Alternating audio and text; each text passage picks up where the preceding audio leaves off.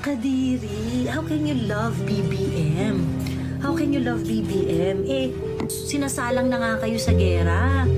I mean, eto yung hindi ko get sa inyo ha, na parang, I support BBM rather than Inday. The Typhoon missiles that are here in the Philippines can kill everybody, everyone in Luzon.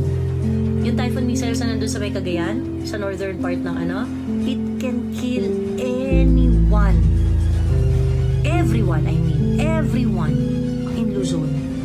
Yung fact na ganyan magdesisyon si BBM, wala siyang pagmamahal sa inyo. Lahat yan, safe na yung mga yaman nila sa ibang bansa.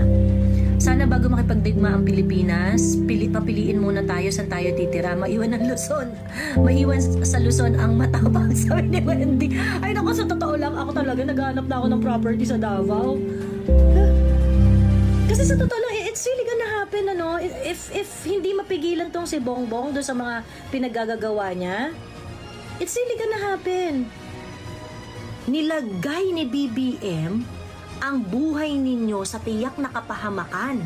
Ano sabi ng mga Chinese dyan? Well, wala tayong magagawa. Kung yan ang decision nyo, we will act appropriately.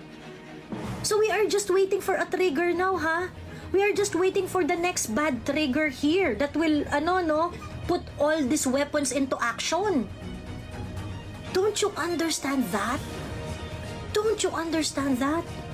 Tapos ipe-prefer nyo si BBM na nilagay na ang buhay ninyo sa tiyak na kapahamakan over Inday Sara? I mean, maybe you do not like Inday Sara, you do not like her guts and things like that. Ito rin naman kasi si Sara parang rin talaga, napakatigas rin talaga eh.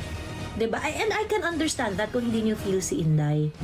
But Inday did not put you in a compromising position. BBM did. BBM did. Pagkatapos, I prefer Marcos over Inday.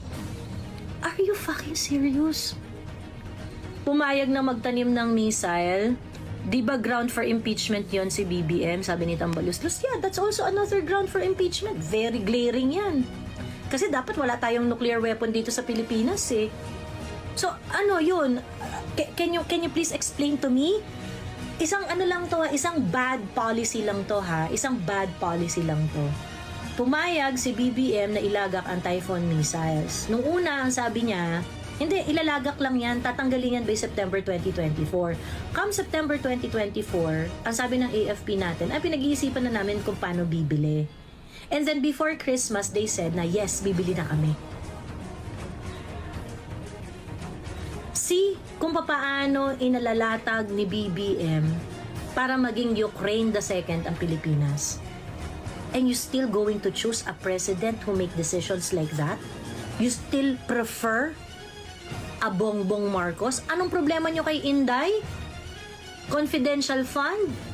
Yung confidential fund na ang problema lang is 73 million? Na kung saan nag-submit na ngayon si Inday ng mga additional documentation?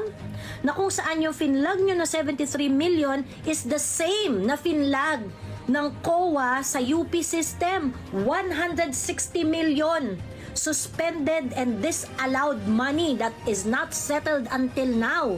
These were incurred in 2022 and you're not batting your lashes. Diba?